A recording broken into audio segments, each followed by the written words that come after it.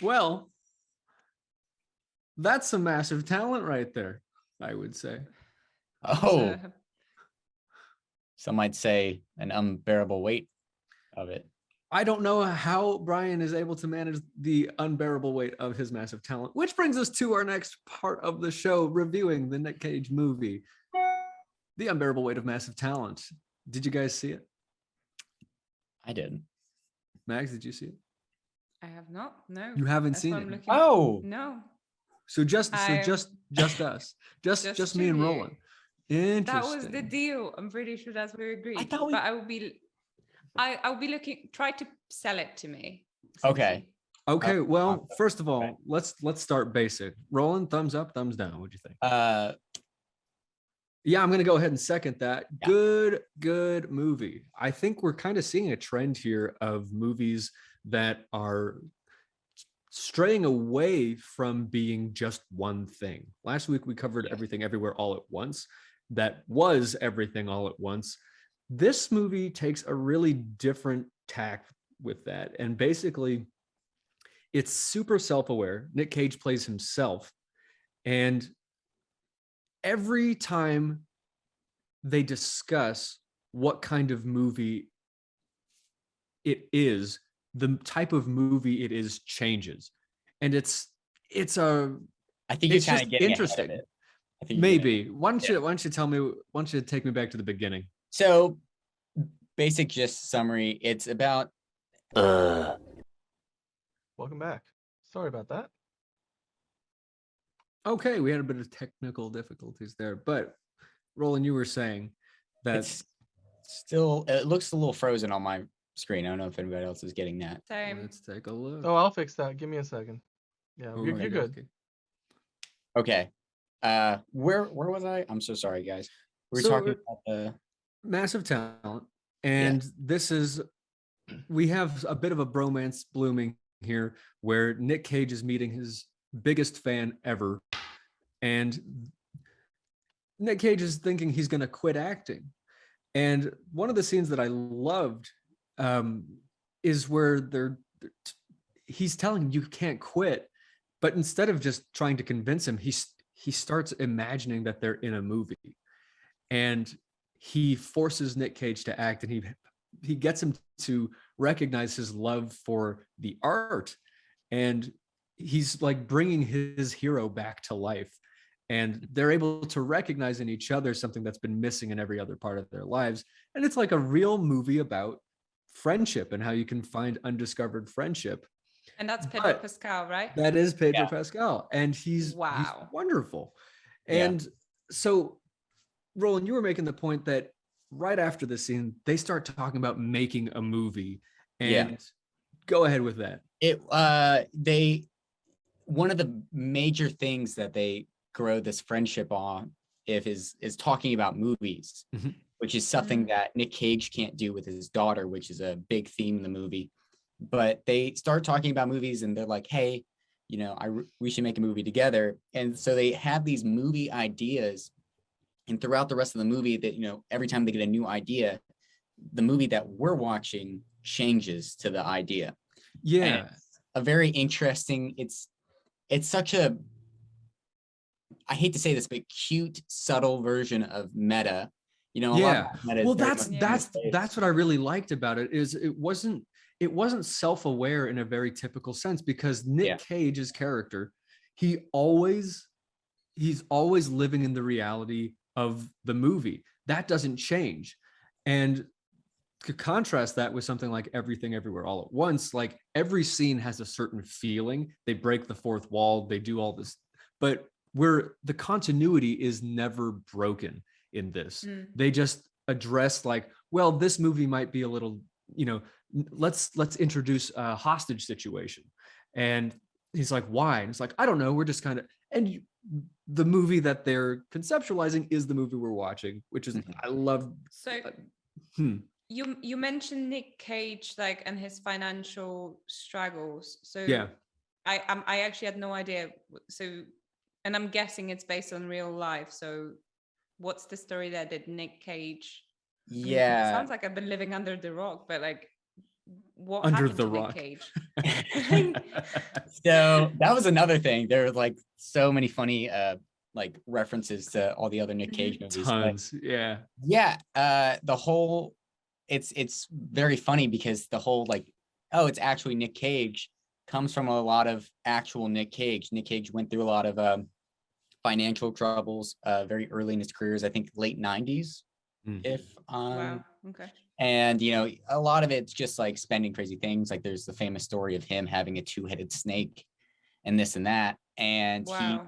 basically, that's why the running joke is that, you know, Nick Cage won't say no to a movie because he was in debt. So he had to, you know, do this work. Yes. So that's where the whole concept of, you know, I'm not doing this to be a superstar, I'm doing this for the art comes in. So And it's like a redemption film for him. oh yeah. And brings- I'll be honest, I walked out of the Love theater a much bigger fan of Nick Cage.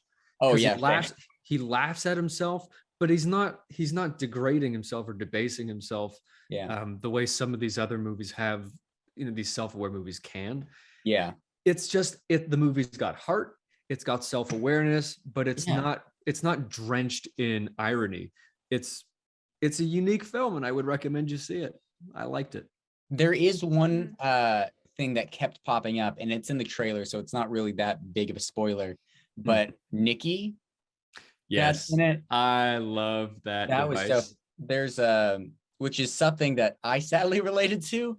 But he, it was like his own conscious he was talking to, and it was a young version of Nicolas Cage. I think. Yeah, they de-age him. They give him his old hair back. They really like he's talking to this younger version of himself that is his ego. Yeah. And No, yeah. it's like that's the guy. Yeah, and Nikki is the character name, but like he's the one who pushes him to like incredible feats of narcissism in the movie. But again, like he deals with it in such a human way, and that's the most ridiculous it gets. And meanwhile, the real Nicolas Cage doesn't break, and you believe everything that you're seeing. Yeah, it's like it goes again with like this whole superstar thing, and it's pretty much like his pride, his ego that's like saying, because when you get to that career, how I saw it, this is my opinion, but like when you get to that level of career, it's so easy for you to be thinking like, oh, you're hot stuff, you're this and that, you're a superstar. Right. It's not about being an actor or about the art anymore. It's about being a superstar.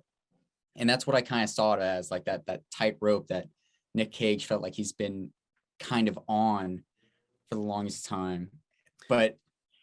And you kind of see it with the quote unquote real Nick Cage, because at first he's very arrogant, you know, very self-centered, but the more you see him, the more he loosens up and he becomes more of a person, if that makes sense. Andrew, would you agree? Yeah, no, and I just love how far it went in some aspects, and then how it addresses that they're not going to go so far in other aspects. You know, like they actually jump off a cliff. They talk about having a big drug scene in the movie with a bunch of corny effects. And they're like, we don't need a bunch of corny effects. It was a wonderful thing where it's like, yeah, the acting is going to do all of that. And okay. So question. So isn't it different? I mean, isn't it like just very interesting how it's literally 1 week later after Everything Everywhere All at Once, we're seeing another self-aware film. Do you guys think this is a new trend? Well, you know what? Are we going to see more films like this? Because they're clearly working, because it's something new, right? Something you guys haven't seen. It's funny that you should say that that's the trend. And I agree, like there are similarities in that, like self-awareness, but self-awareness has been a trend in comedy, in TV. It's been around. The thing that I'm noticing in these is the recognition that audiences need heart. I'm seeing genuine heart in movies again that I haven't seen for years. And I left the theater both times feeling happier, feeling like there was a bit more movie magic, which I hadn't seen. We've got plenty of self-awareness in Marvel movies. and jokes that are for the audience that are just, you know, like we're in a movie, or it's, you know, this wasn't cheap self-awareness. This is producers and directors saying we're aware that we've been self-aware, and they're actually correcting and trying to bring some heart and movie magic back to movies. That's what I'm seeing, and I like that. Wow. I think it's a good thing. It's giving me hope. I will say somebody sent me a meme of like, it was like, wow, you know, unbearable weight of massive talent and everything everywhere all at once. I love this trend of fiction where parents would apologize about their mistakes, which is something. It's Yeah. But also maybe this is also just a coincidence, but super long titles, you know? yeah. Everything Everywhere All at Once, The Unbearable Weight of Massive Talent. Like, these are things, maybe it's a signal to audiences saying, like, if you can get through the sentence and you can remember this is us letting you know this is going to be something that makes you think. Like, it's a full, complete thought. I like those things. Like the Birdman, guys. Do you remember? But Birdman? in the end, it was just a Birdman, but it was Unbourbon and what was it? What was It was like the unexpected virtue of what was it? Ignorance. Reality. Ignorance, yes. Yeah. And then there's also that Kristen Bell movie where it was like the house across the street next door to an open window. Right. Like, yeah. I'm talking about. Yeah, that was the Netflix. I didn't see that, and I don't know if it. Oh yeah, but Birds of Prey is well done. But we are seeing longer titles, just as like the next zag in the zigzag of trends. I wonder what was. Sorry, go ahead. No, continue. I was just gonna say that the Birdman was something that was also quite different, and it was like a nod to a cinema. So yeah. It was another self-aware one where you had, what's his name? I'm blanking on his name now. Batman and Birdman. Michael Keaton. Michael Keaton. Thank you. You know, he was addressing his own Batman fame in that, Exactly. and is playing a sort of version of himself. You know, I think, and this may end up tying into what we say about Netflix and about streaming and everything, is like, there's been a lot of trends lately about basically denying our humanity and trying to be something more.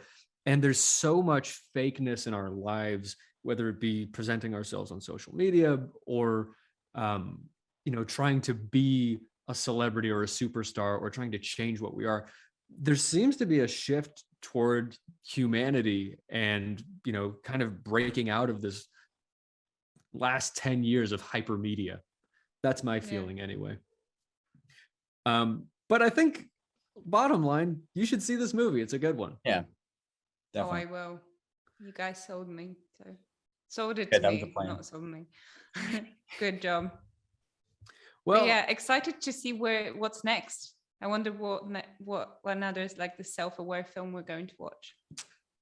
Yeah. I think we're going to see some more. But in the meantime, right before we tell you about what's been going on with Moon Knight, and I got to say, I haven't been enjoying it up until this point, but I started to.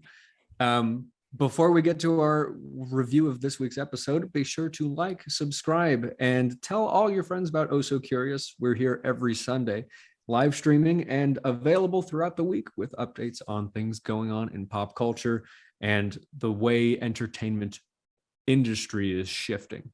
So give us a like, give us a subscribe, drop a comment, try to be the #1 comment for next week,